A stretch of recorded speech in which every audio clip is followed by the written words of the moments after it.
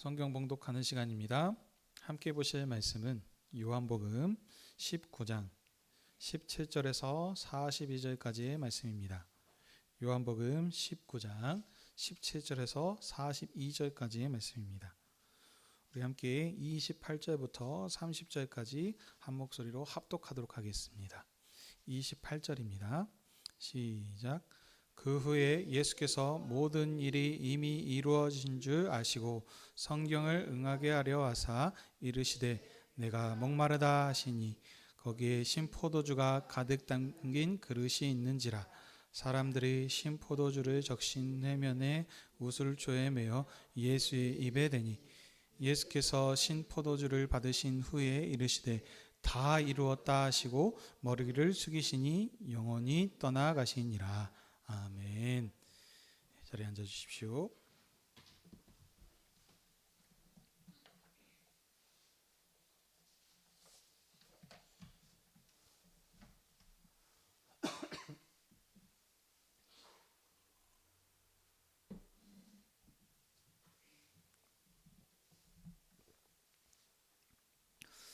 기도하겠습니다.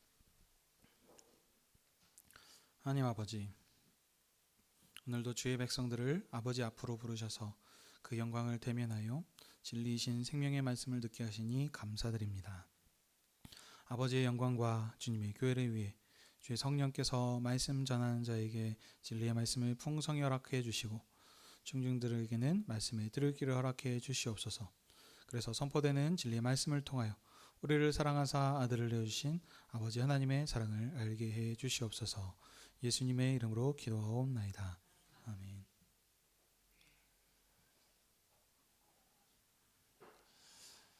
오늘은 종려주일을 맞아서 그동안 강론했었던 마태복음을 잠시 멈춰두고 오늘 요한복음 19장 27절에서 42절의 말씀을 가지고 다 이루었다라고 하는 제목으로 함께 은혜를 나누기 원합니다. 그래서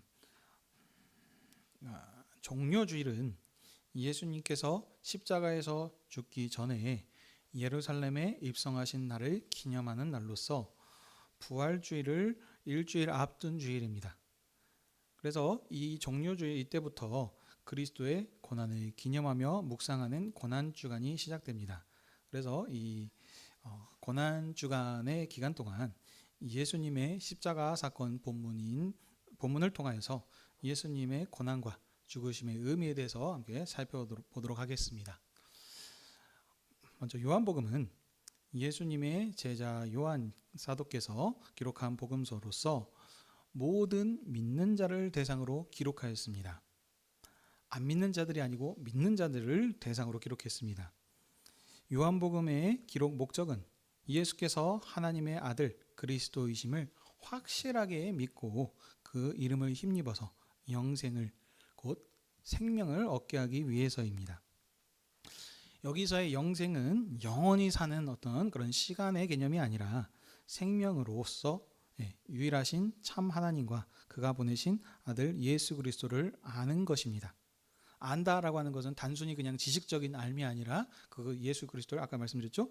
믿음으로 믿는 것. 그래서 그 말씀의 가르침에 따라 사는 것이 그것이 그리스도를 아는 것입니다. 자, 그래서 이 목적으로 요한복음이 기록되었습니다.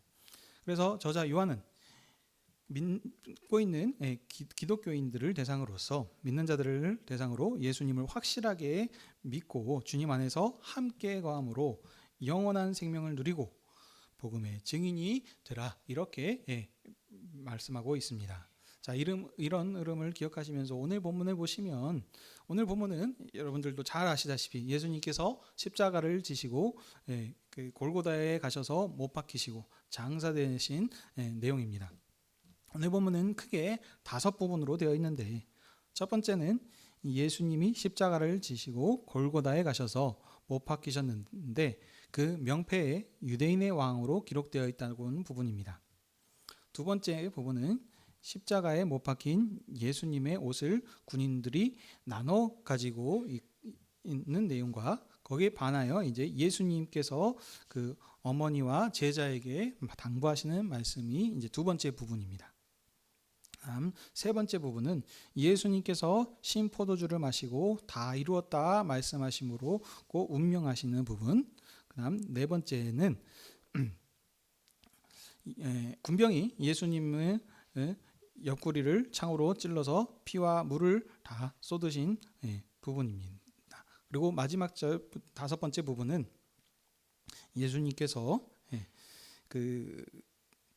한 번도 사용되지 않은 그 새 무덤에 이렇게 장사되신 내용입니다. 자, 그래서 이 다섯 가지 부분들을 보시게 되면은 동심원 구조, 샌드위치 구조라 그러죠. 그래서 그 첫 번째 부분과 끝에 부분이 짝을 이루고, 그 다음 두 번째와 네 번째가 짝을 이루고, 세 번째 가운데가 이제 강조점이 되는. 근데 이 강조점 부분이 그 신포도주를 주시면서 다 이루었다라고 하는 이 부분이 강조점입니다. 그래서 이런 구조를 통해서 본문이 말하고자 하는 그 강조점을 우리가 알 수 있습니다. 그래서 지금 말씀드렸던 부분들을 잘 생각하시면서 이제 본문을 자세히 보도록 하겠습니다. 17절 보시면 예수님께서 자기 십자가를 지고 해골이라 하는 골고다 언덕으로 가셨습니다. 이 부분을 이제 다른 복음서들과 간략하게 좀 그냥 강조점만 좀 비교해 보도록 하겠습니다. 마태복음에서는 예수님이 십자가를 지고 가시다가 너무 지치셨습니다. 그러니까 이걸 지실 수가 없는 거예요. 그래서 시몬이라고 하는 구레네 사람이 예수님을 대신하여서 십자가를 지고 가는 것으로 이렇게 기록하고 있습니다. 근데 오늘 요한복음에서는 본문인 요한복음에서는 이렇게 기록하고 있지 않습니다. 이 요한복음에서 말하고 있는 예수님은 어떤 분이시냐 하면 아무도 손댈 수 없는 권세 있는 하나님의 아들이십니다. 요한복음 18장 3절에서 6절 말씀을 좀 보시게 되면 이 부분이 지금 예수님을 잡으려고 로마 군사들이 이렇게 왔을 때입니다. 그래서 예수님께서 그 무리들을 보시고 너희가 누구를 찾느냐라고 물으시니까 군사들이 나사렛 예수를 찾으러 왔다라고 이렇게 대답했습니다. 그래서 예수님께서 그들의 그 물음에 내가 그니라라고 이렇게 대답하시니까는 그 말씀에 권세가 있어서 그 군사들이 전부 다 휙 하고 그냥 홀라당 이렇게 다 쓰러져 버린 것으로 이렇게 나오고 있습니다. 이와 같이 예수님께서는 그 누구도 손댈 수 없는 권세 있는 하나님의 아들이십니다. 그러므로 그 누구도 예수님을 함부로 손댈 수 없고 아무도 그 누구도 십자가를 예수님께 지을 수 없습니다. 근데 예수님께서는 여기서 얘기죠. 자기 십자가를 지셨습니다. 스스로 그것을 지신 것입니다. 왜냐하면 예수님께서는 이 요한복음에서 말하는 예수님은 자기 양들을 위해서 자기 목숨을 내어놓는 선한 목자이시기 때문입니다. 그래서 예수님께서는 자기 백성을 위하여 목숨을 내어놓고 십자가를 지시고 골고다로 가셨습니다. 자, 이에 그 사람들이 이제 예수님의 십자가에 못을 박는데 그때에 빌라도가 패를 써서 십자가 위에 붙였습니다. 이 당시의 문화는 그 죄인들을 십자가형으로 이렇게 처형할 때에 십자가 그 위에 죄명을 이렇게 붙입니다. 그래서 어떠한 죄로 이렇게 죽임을 당한다라고 이렇게 하는데, 자, 그래서 그와 같이 예수님께서는 예수님의 십자가 그 위에도 패가 기록되어서 붙어 있는데 그 패에는 예수님의 죄명은 없고 단순히 나사렛 예수 유대인의 왕이라라고 이렇게 기록되어 있습니다. 나사렛 예수라고 하는 것은 이 출신을 얘기하는 거죠. 예수님께서 갈릴리 시골 저 촌 사람이시다, 나사렛 출신이다라는 것을 얘기하는 것인데, 근데 이 예수님이 누구시냐면 바로 유대인의 왕이라라고 이렇게 말하고 있습니다. 유대인의 왕이라라고 하는 것은 단순한 것이 아니고 약속된 메시아이시고, 여기 성경에서 말하는 것은 이분이 곧 하나님의 아들이시다라는 것을 이렇게 나타내는 뜻입니다. 근데 이것을 누가 기록했습니까? 빌라도가 기록을 했습니다. 대제사장들은 빌라도에게 가서 얘기를 하죠. 그렇게 쓰지 마시고 자칭 유대인의 왕이라라고 이렇게 써주십시오라고 합니다. 그러니까 그게 죄라는 거예요. 네가 자칭 유대인으로 네 스스로 유대인의 왕이라 그러지 않았냐? 그래서 이것 때문에 죽는다라고 이렇게 써주십시오라고 대제사장들은 얘기를 했습니다. 근데 빌라도는 내가 쓸 것을 썼다 하면서 그들의 요구를 무시하고 있습니다. 이 빌라도는 누구냐면 이 로마 황제가 지금 이때 당시에 로마가 그 대제국으로서 주변 나라들을 이렇게 정복하고 다스리고 있는데, 이때 당시에 유대 지방을 다스리고 통치하는 총독이 빌라도입니다. 근데 이 총독인 그가 예수님을 유대인의 왕이라라고 이렇게 기록을 했다는 것은 그가 예수님을 유대인의 왕으로 공식적으로 이렇게 인정한 것입니다. 근데 근데 그것도 그냥 기록된 것이 아니고 보시게 되면은 어떤 언어로 되어 있습니까? 히브리어와 로마어와 헬라어 총 이렇게 3개국어로 기록되어 있습니다. 요즘 보시면 전 세계 공용어 영어, 그다음에 가장 많이 쓰는 중국어, 그다음에 이제 스페인어 뭐 이런 식의 정도를 할 수 있는데 이와 같은 겁니다. 자, 보시면 히브리어는 그럼 뭐냐면 유대인들이 쓰는 언어입니다. 유대 지역에 살고 있으니까 당연히 그쪽 나라 언어로 되어 있어야죠. 그다음에 로마어는 라틴어입니다. 라틴어. 그래서 로마 제국이 공식적인 언어가 되겠습니다. 자, 그다음에 헬라어는 뭐냐면 그 당시의 문화를 지배하고 있는 문화가 헬라 문화입니다. 로마 제국이 있기 전에 헬레니즘이라 그래가지고 그 헬라가 여기 통치하고 있었을 때 그 지역에서 이미 두루 사용되고 있는 언어가 이제 헬라어였습니다. 그래서 이렇게 세 가지 언어로 기록했다는 것은 뭐냐면 모든 사람이 알 수 있도록 예수님이 유대인의 왕이라고 하는 사실을 알 수 있도록 그렇게 기록을 했다는 것입니다. 자, 그래서 정리하자면 그때 당시에 세계를 지배하고 있는 로마 총독인 빌라도를 통해서 나사렛 저 총구석인 예수님께서 유대인의 왕이시며 이분이 곧 메시아이시다라는 것을 확실하게 증거하기 위해서입니다. 자, 그다음 이제 두 번째 단락을 보겠습니다. 23절에서 27절이죠. 23절에 예수님께서 십자가에서 못 박히시고 나서 로마 군사들이 예수님의 옷을 나눠 갔습니다. 자, 이 군사들이 예수님의 옷을 나눠 가는 이 장면은 마치 전쟁에서 승리한 자들이 그 획득한 전리품을 이렇게 나눠 가는 그런 지금 장면입니다. 군사들은 예수님을 십자가에 못 박은 후에 그들이 승리한 것처럼 예수님의 겉옷과 속옷품을 전리품으로 여겨서 그것을 나눠 가졌습니다. 자, 그래서 그들이 나눠 가는 장면들을 보시게 되면은 겉옷은 4개로 등부로 나눠 가지고 가졌습니다. 근데 속옷은 통으로 짜져 있기 때문에 이것은 나누면은 아무런 효과가 없어요. 그래서 이것을 나눌 수 없었기 때문에 제비를 뽑아서 가져갔다라고 합니다. 근데 이렇게 된 것은 단순히 또 그냥 일들이 일어난 것이 아니고 24절에 보시면 이는 성경을 응하기 위해서라라고 이렇게 말하고 있습니다. 자, 여기에서 말하고 있는 이 성경을 응하겠다라고 하는 것은 시편 22편 18절 말씀인데 제가 읽어드리도록 하겠습니다. 내 겉옷을 나누며 속옷을 제비 뽑나이다. 아멘. 자, 시편 22편은 다윗이 기록한 시입니다. 다윗은 하나님께서 그 자신을 고난 가운데서 건져주신 것에 대해서 감사 찬양하면서 모든 사람들도 다윗과 같이 하나님을 찬양하도록 이렇게 권면하는 내용이 시입니다. 자, 근데 이 다윗이 지금 고난을 당하고 있는데 하나님께서 건져주셨는데 이 다윗이 당한 고난은 뭐냐면 바로 원수들이 이제 이 핵심만 얘기하는 겁니다. 전체는 더 긴 내용이겠지만 지금 이 본문에서 인용하는 부분만 얘기합니다. 다윗이 당한 고난은 원수들이 다윗의 옷을 나누고 속옷을 제비 뽑는 지금 그 고난을 얘기하고 있습니다. 예수님께서는 어떤 분이시냐면 다윗의 후손으로 오신 유대인의 왕이십니다. 근데 이 예수님께서 이 왕이신 분이 다윗의 고난당함을 인용하심으로써 그 인용하신 것을 성취하십니다. 예수님께서 지금 겉옷을 지금 빼앗기고 속옷까지 빼앗겨서 이렇게 수치와 부끄러움을 당하셨는데 이는 예수님이 힘이 없으셔서 이 수치를 당한 것이 아닙니다. 제가 처음에도 말씀드렸습니다. 아무도 손댈 수 없는 권세 있는 분이시라는 것을. 근데 예수님께서 왜 그러면 이런 일들을 수치를 당하셨냐? 이분이 다윗의 후손으로 하나님 나라의 왕으로 오셨는데 이 왕으로서 이 고난과 수치를 당하심으로 성경에서 말하고자 하는 그 부분, 그거는 응하게 하기 위해, 성취하기 위해서, 다시 얘기하면 완성하기 위해서 예수님께서 그것을 허락하신 것입니다. 그래서 그 고난을 이렇게 당하신 것으로 성경은 이렇게 얘기하고 있습니다.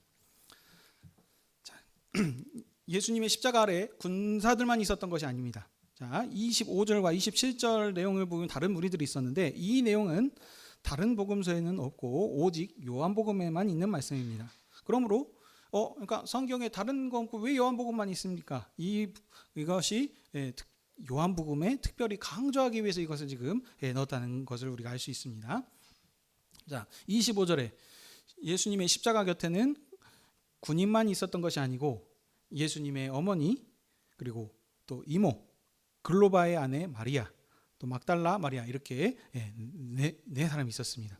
자, 이들은 그 시간 관계상 자세히 다 설명드릴 수는 없고, 특징들은 뭐냐면 예수님을 사랑하는 자들입니다. 그렇죠? 어머니이시고 또 이 막달라 마리아도 예수님이 큰 은혜를 입었던 자입니다. 그래서 시간 관계상 다 설명하지 않겠고, 핵심은 예수님을 사랑하는 자들입니다. 그래서 십자가 끝에 예수님의 그 마지막 순간까지 끝까지 함께한 자들입니다.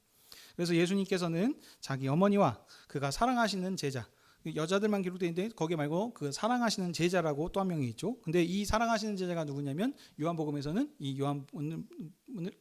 복음을 기록한 요한을 지금 뜻합니다. 자, 그래서 이 사람이 있는 것을 보시고 마지막 당부의 말씀을 하십니다. 예수님께서는 자기 어머니를 보시고 그의 제자, 이가 당신의 아들입니다라고 이렇게 말씀하셨고, 또 이어서 그 제자에게 이가 내 어머니다라고 이렇게 말씀하십니다. 야, 이 말씀은 어떻습니까? 참 너무나 감동적인 얘기죠. 근데 이 말씀은 예수님이 십자가에서 이제 죽게 되면 이제 떠나버리시게 되죠. 그러면 혼자 예수님의 어머님이 남겨진단 말이죠. 그래서 이 예수님의 어머님이 마음에 걸려서 마지막 가시기 전까지도 제자를 어머니에게 부탁한다, 제자에게 어머니를 부탁한다, 이렇게 얘기하시는 예수님의 효심을 강조하기 위해서 이렇게 기록된 말씀이 아닙니다. 문맥을 통해서 보시게 되면 지금 예수님 지금 공적인 사역을 하고 있습니다. 유대인의 왕으로 오셨고, 그래서 지금 권세 있는 왕으로서 지금 일들을 하고 계시면서 스스로 하고 계신데, 갑자기 뜬금없이 그 개인적인 어떤 그 부모의 효성을 지금 강조하기 위해서 하는 말씀이 아니란 겁니다. 문맥을 통해서 보시게 되면 예수님께서는 지금 이 말씀을 하심을 통해서 새로운 가족 공동체를 짓고 계신 것입니다. 이것이 요한복음에서 특별하게 기록되어 있는 강조점입니다. 이는 요한복음 서문에서도 통해서도 알 수 있습니다. 이 좀 중요하니까 한번 좀 찾아보실까요? 요한복음 1장 12절에서 13절 말씀입니다. 요한복음 1장 12절에서 13절 말씀 함께 읽도록 하겠습니다. 시작. 영접하는 자 곧 그 이름을 믿는 자들에게는 하나님의 자녀가 되는 권세를 주셨으니 이는 혈통으로나 육정으로나 사람의 뜻에 나지 아니하고 오직 하나님께로부터 난 자들이니라. 아멘. 이거 말고도 요한복음 전반적인 그 흐름에서 지금 얘기하는 것이 새로운 가족 공동체에 대해서 얘기합니다. 근데 이미 서원이지 않습니까? 요한복음 시작하는 부분에서 그가 말하고자 하는 예수님이 어떤 분이신지 지금 얘기하고 있습니다. 예수님께서는 자신의 생명을 버리심으로 통해서 혈통을 넘어서 하나님 아버지를 아빠 아버지로 부르는 새로운 가족 공동체를 지금 창조하고 짓고 계신 것입니다. 이전까지 구약의 이스라엘은 혈통을 따라서 아브라함을 아버지로 부르는 공동체였습니다. 그러나 신약에는 그리스도께서 죽으심으로 새롭게 지어지는 이 공동체는 그리스도의 아버지신 하나님을 우리의 아버지로 부르는 새로운 가족 공동체입니다. 참 너무나 영광스러운 것이죠. 자, 이 부분은 뒤에 문맥에서 조금 더 설명하도록 하겠습니다. 왜냐하면 짝을 이룬다 제가 말씀을 드렸습니다. 자, 28절부터 30절입니다. 예수님께서는 그래서 이제 모든 일이 이루어 주신 줄을 아셨습니다. 자, 그러면 모든 일이라 그랬는데 이 어떤 일을 얘기하는 것입니까? 바로 위의 문맥에서 말하는 십자가에 매달리심을 통해서 거기 가운데서 새로운 가족 공동체를 지으신 일을 뜻합니다. 자, 그리고 다시 성경을 응하게 하시려고 예수님께서 내가 목마르다라고 이렇게 말씀하십니다. 그러니까 이제 거기 있는 사람들이 신포도주를 적신 해면을 예수님의 입에 대었습니다. 예수님께서는 그 신포도주를 받으신 후에 그 다음에 이제 다 이루었다라고 이렇게 말씀하십니다. 자, 이 부분을 또 다른 복음서와 좀 비교를 해보겠습니다. 다른 복음서를 보시게 되면 예수님께서 목마르다라고 하시는 말씀도 없고, 또 신포도주를 이렇게 그들이 이제 군인들이 이렇게 주니까 예수님께서 거절해서 마시지 않으십니다. 그런데 여기 요한복음에서는 예수님이 먼저 내가 목마르다라고 얘기하셨고 또 그걸 주니까 거절하지 않으시고 그것을 받으셨습니다. 근데 이 일을 그냥 한 것이 아니고 성경에서 지금 얘기하고 있죠. 성경을 응하게 하기 위해서 예수님께서 이 일들을 하셨다라고 하고 있습니다. 그러면 그 여기에서 또 인용된 말씀은 무엇이냐면 시편 69편 21절 말씀입니다. 이거 제가 읽어드리도록 하겠습니다. 그들이 쓸개를 나의 음식물로 주며 목마를 때에는 초를 마시게 하였사오니. 아멘. 자, 시편 69편도 다윗의 시입니다.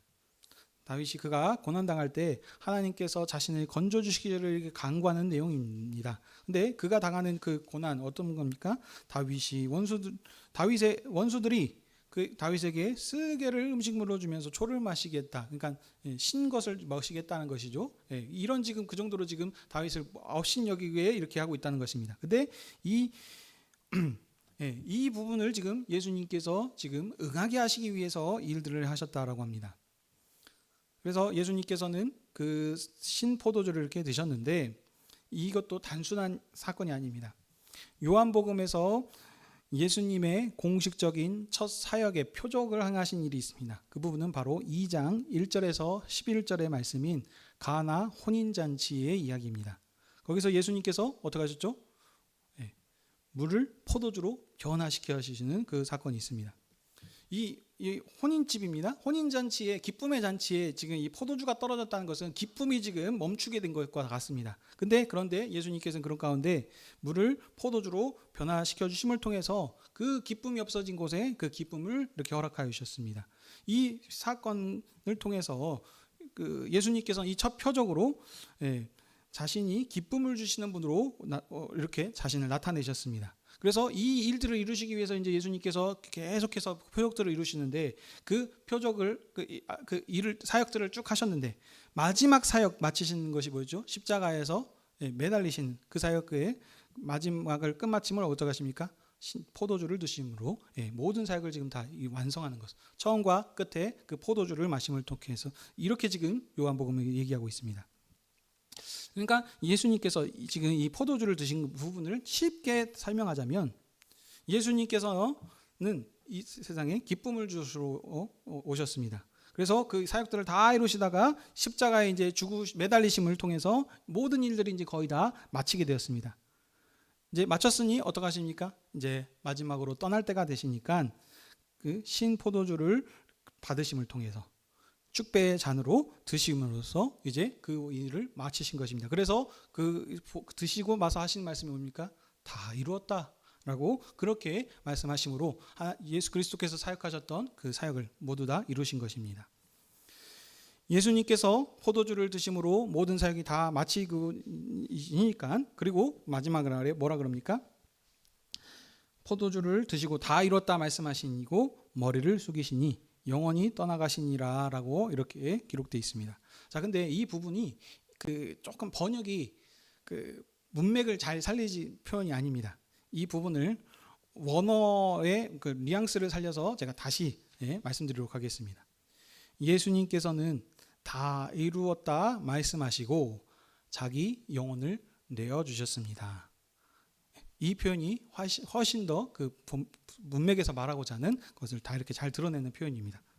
여기는 그냥 영원히 떠나가시니라 라고 하는 것은 좀 약해요. 여기 지금 계속 본문에서 말씀드린 거지 않습니까? 예수님께서는 그 누구도 손댈 수 없는 하나님의 권세 있는 하나님의 아들이시라 그랬습니다. 그 누구도 그러므로 이 예수님의 생명을 가져가지 못합니다. 근데 예수님께서는 스스로 모든 일을 다 마치신 후에 스스로 자기 생명을 내어주신 것입니다. 여기 영혼은 생명을 뜻하는 것이죠. 그래서 이 생명을 내어주신 것과 이렇게 기록하는 것이 본문이 말하고자 하는 강조점이 더 살아납니다. 자, 그 다음 이제 네 번째 단락입니다. 31절부터 37절이 이제 이제 단락인데 31절 보시게 되면 자, 이날 예수님이 돌아가신 그날은 준비일이라고 했습니다. 이 준비일은 뭐냐면 바로 유대인의 안식일을 준비하는 날입니다. 안식일을 전날인데 자 보시게 되면 그 시체 이 이때 당시에 그 또 문화가 뭐냐면 시체가 밤새도록 매달려 있으면은 땅이 부정하게 된 것이 있습니다. 그래서 유대인들은 이 안식일을 참 거룩한 날이죠. 아무 일도 해서는 안 됩니다. 그래서 이 안식일을 거룩하게 지켜야 하기 때문에 땅을 더럽혀서 안 되는 그런 목적으로 이제 속히 빌라도한테 가가지고 시체들의 다리를 꺾어서 그 시체를 내어주십시오. 매달린 사람들의 다리를 꺾어서 시체를 내어주십시오라고 빌라도에게 요구합니다.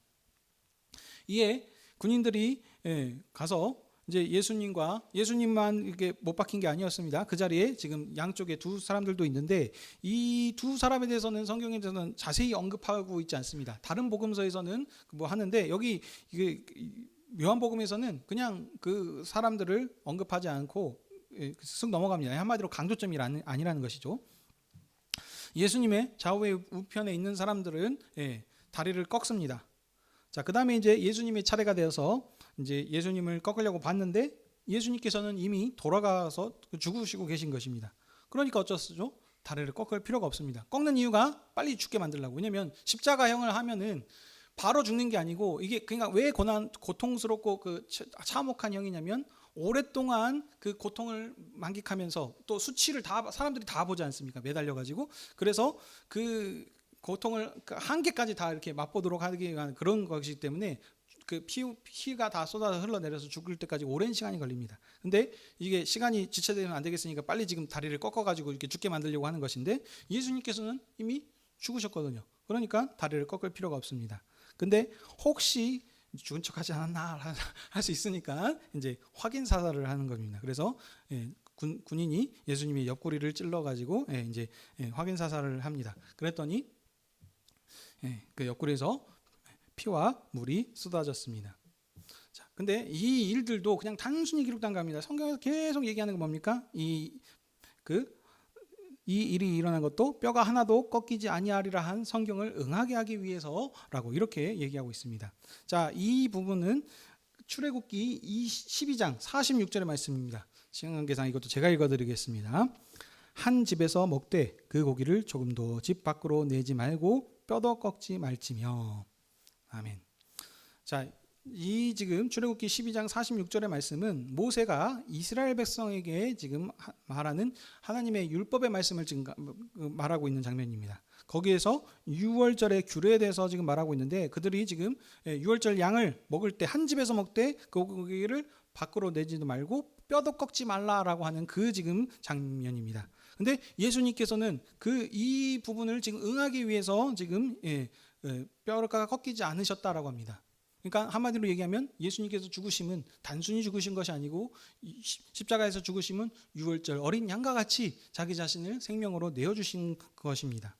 지금 이것을 지금 뜻하는 거고 있습니다. 자, 근데 예수님께서 죽으실 때 그 십자가에서 로마 군인이 예수님의 옆구리를 찔렀을 때 피와 물이 나왔다라고 하고 있는데 이 피와 물은 두 가지 이중적인 의미가 있습니다. 요한복음은 그 이중 언어의 표현들이 많습니다. 그래서 이게 이제 참 심오하고 깊으면서도 어떻게 보면 조금 어려운 볼 수도 있는데 여튼 그래서 여기서도 이중적인 언어로 표현된 부분이 있습니다. 먼저 첫 번째 의미로는 피와 물이 이렇게 나왔다는 것은 어떤 의미가 있겠습니까? 첫 번째로는 확실히 죽었다라는 것입니다. 근데 누구십니까? 하나님의 아들이 확실히 실제로 죽으셨다라는 것입니다. 하나님의 아들이신 예수 그리스도께서는 자기 백성을 위하여서 자기 목숨을 확실하게 내어주신 것입니다. 이게 첫 번째 의미입니다. 자, 그 다음 두 번째 또 다른 의미의 여기 그 피와 물을 쏟았다라는 것은 구약을 배경으로 합니다. 구약에서 정결 예식에서 뭐냐면 그 제사 지낼 때 어떻게 합니까? 물로 씻고 그 다음에 그 잡은 그 제물에 피를 쏟습니다. 뿌려가지고 그것을 그래서 어떻게 합니까? 정결케 합니다. 이게 유대인의 정결법입니다. 이와 같이 예수님께서는 피와 물을 쏟으심을 통해서 유월절 어린 양으로 드리신 바 되지 않았습니까? 근데 이 피와 물을 통해서 정결케 하셨다는 겁니다. 우리를 씻으셔서 그래서 하나님의 그 품 안으로 인도하시는 그 일을 예수님께서 하셨다라고 하십니다. 예, 근데 자, 이 본문이 어디와 연결된다 그랬습니까? 짜그린다고 두 번째 마당인 그 군사들이 제비를 뽑고 그 다음에 그 나눈 것과 그 다음에 거기 있었던 그 무리들 예수님의 어머니와 그 사랑하는 제자한테 얘기하신 그 부분과 짝을 이룬다고 했습니다. 여기서도 군사들은 예수님을 이렇게 희롱하는 부분이죠. 그래서 그 살을 찌르고 함으로 가지고 예수님을 이렇게 대접하고 하는 부분들이 없습니다. 거기가 또 짝을 이루고 그렇지만 그 예수님의 이 죽으심이 어떤 의미가 있냐? 그냥 단순히 죽으신 것이 아니고 아까 말씀드렸습니다.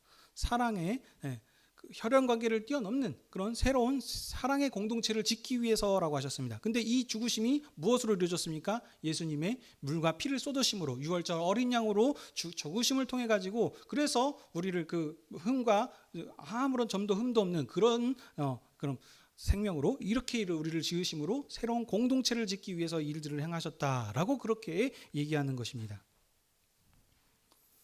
우리를 정결케 쓰시셔서 하나님과 죄로 인하여서 단절된 관계를 회복시키기 위해서 이렇게 얘기하고 있습니다.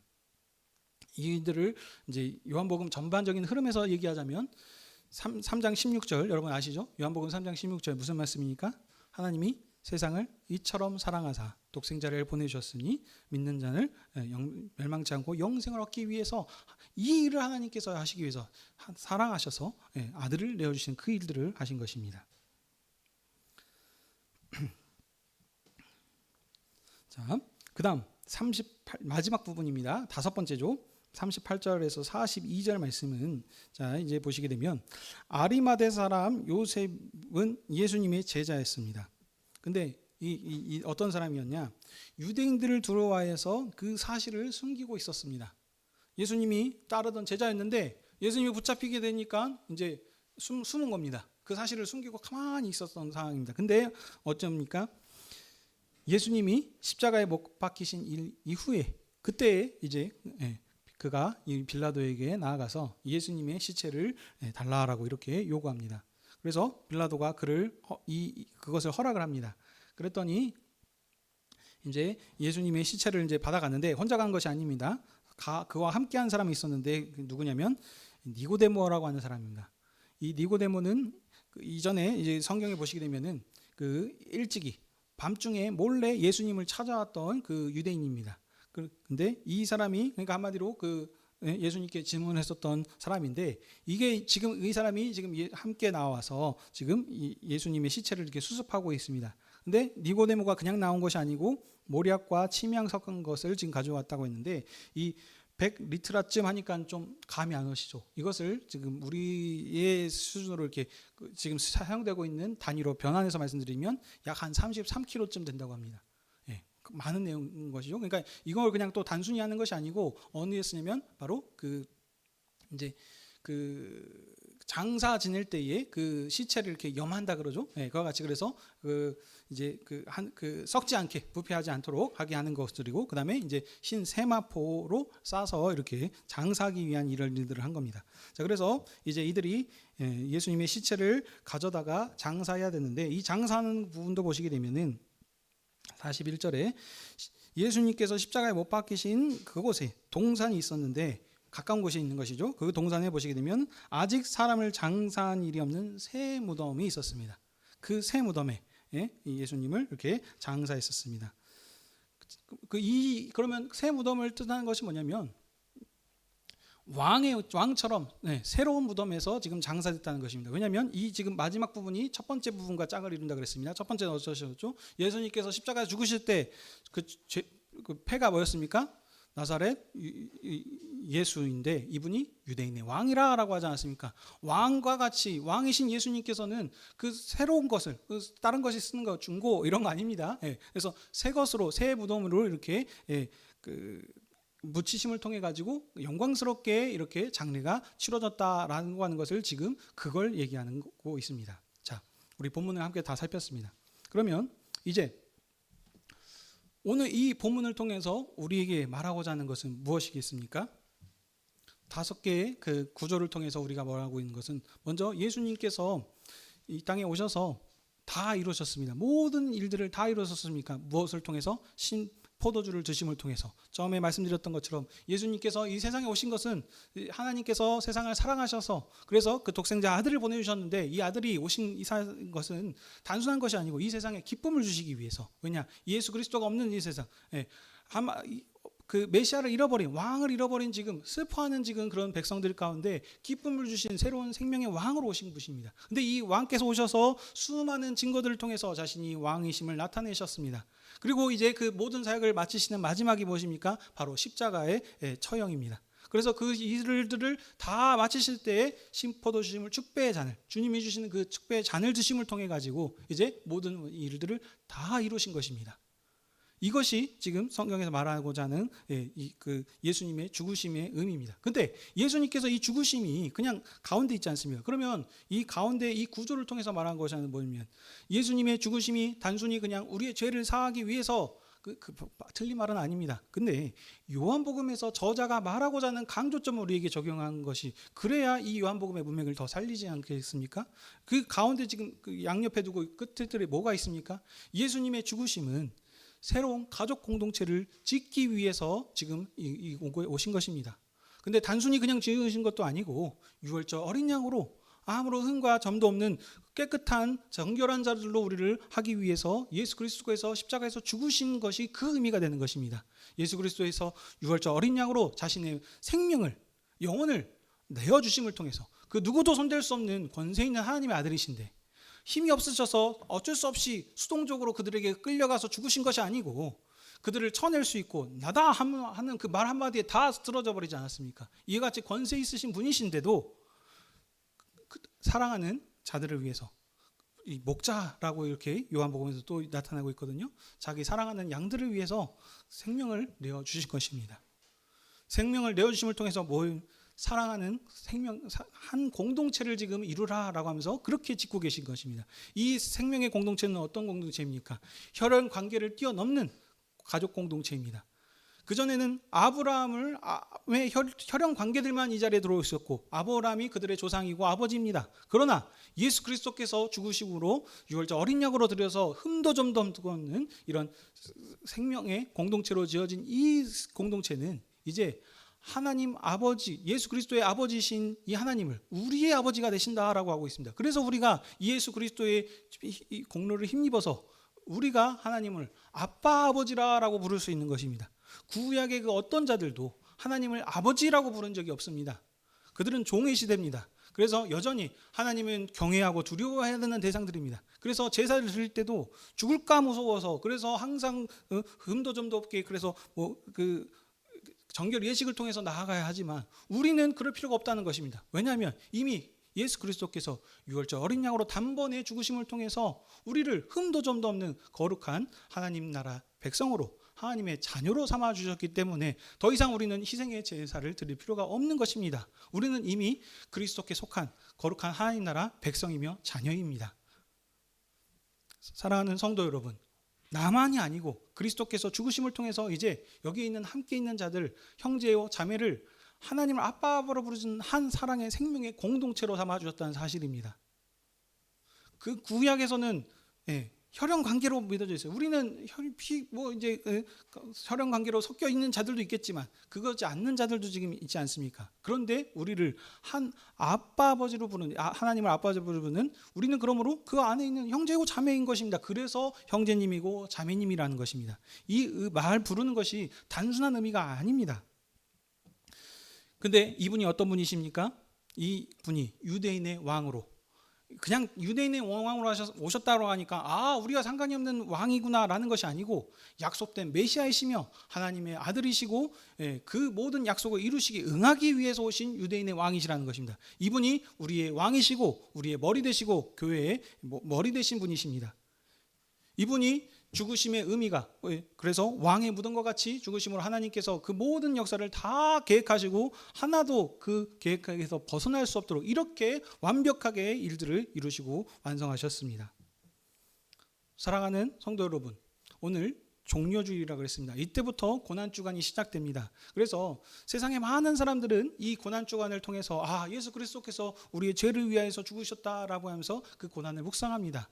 이게 필요 없다는 것이 아닙니다. 필요하지만 그 고난을 묵상한다 그래서 그들이 하는 것이 뭐 어떤 교회들은 보시면 뭐 금식하기도 하고 뭐 미디어를 뭐 자기가 가지고 있는 어떤 그런 것들을 전부 다 절제하고 또 특히 지금 우리 이제 필리핀 지역에 가시게 되면 거기는 예수님께서 하셨던 그 십자가를 나게도 지겠다라고 하면서 그래서 실제로 그 십자가를 지고 가고 하기도 하고 실제로 십자가에 못 박는 그런 퍼포먼스 그 일들을 행하기도 합니다.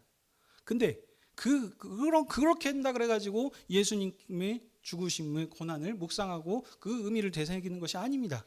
예수님께서 죽은 의미가 무엇이라 그랬습니까? 다 이루셨습니다. 무엇을 위해서? 사랑하는 새로운 생명의 공동체를 짓기 위해서 이 모든 약속을 이루셨다라고 하지 않았습니까? 그리스도께서 죽으심은 그 죽으심을 그대로 따라한다 그래서 그것을 우리로 한 것이고 그 주님의 묵상하는 것이 아니라 그것이 유익이 없다라고 하지 않습니다. 유익이 있을 수 있으나 그것보다 더 좋은 것은 그리스도께서 죽으신 그 목적대로 살아가는 것, 그것이 그리스도의 죽으심을 고난을 묵상하는 것이고 그것이 주님의 이 오심을 더 값어치 있게 하는 것이 아니겠습니까? 예수님께서 죽기 직전에 부탁하지 않았습니까? 내 어머니다, 네 아들입니다 라고 하면서 새로운 한 생명의 공동체를 지었습니다. 우리가 이 그리스도의 죽으심을 통해서 연합된 한 생명의 공동체로 지어졌음을 믿으시기 바랍니다. 그러므로 오늘 이 고난 주간을 맞아서 우리가 주 안에서 한 생명의 공동체입니다. 그러므로 오늘 우리가 지금 앉은 자리가 또 어떤 자리입니까? 주님께서 주님의 상으로 부르셔서 자기의 피와 살을 주시면서 우리에게 말씀하시는 그 지금 주님의 상의 자리가 아니겠습니까? 자기의 생명을 내어주셨습니다. 피와 물을 다 쏟으심으로 우리를 흠도 정결도 없는 그런 영광스러운 존재로 지으셨습니다. 그러면서 우리에게 주시면서 하는 것이 무엇입니까? 내가 아버지로 인하여서 하나가 된 것처럼 이제 너희들도 이 생명의 떡을 먹고 마실 때마다 그리스도 안에서 내 안에서 한 생명으로 된 연합된 한 공동체이다. 그러니 이 사실을 기억함으로 서로 사랑함으로써 함께 살아가라. 그런 생명의 공동체를 이뤄가라 라고 그렇게 우리에게 말씀하신 것입니다. 이런 생명의 공동체는 세상에서 찾을 수 없습니다. 지금도 세상은 자기 권력과 유익을 위해서 돈의 흐름에 따라서 모든 것들을 합니다. 지금 세상에 지금도 이제 대통령 탄핵이 이제 되어서 참 감사한 일인데 그 일로 인해서 더 어수선해지고 혼란스러웠습니다. 왜냐하면 권력자가 비었거든요. 그 권력 자리를 차지하기 위해서 수많은 사람들이 지금 움직이고 있습니다. 더 많은 지금 유언비어들과 이런 것들이 지금 많이 지금 하고 있습니다. 이와 같이 세상은 자기 유익을 위해서 움직이고 혈연 관계들도 다 벗어버리고 언제 자기가 친구였느냐 적이었던 사람과 손도 잡을 수 있고 친구도 버려버리는 것이 세상입니다. 하지만 그리스도께 속한 지으신 이 생명의 사랑의 공동체 교회는 주님께서 우리를 위해서 목숨을 내주신 것처럼 옆에 있는 형제자매를 사랑함으로 목숨 걸 같이 사랑함으로 그들을 섬기고 하는 것이 바로 이것이 새로운 생명의 공동체입니다. 이것이 구원 역사 가운데서 찾을 수 없는 새로운 사역입니다. 이것이 교회입니다. 그러므로 우리가 다시 한번 오늘 이 종료주 예수 그리스도께서 죽으심을 생각하시면서 이 주님의 상에서 우리가 어떤 존재인지 하나님께서 우리를 얼마만큼 사랑하셨는지 그 사실을 다시 한번 기억하게 하시면서 세상 가운데서 나아가서 결단하고 죽을까 무서워서 살지 마시고 주님의 몸된 교회를 사랑함으로 이뤄가는 저와 여러분이 되시길 주님의 이름으로 축복합니다. 아멘. 기도하겠습니다.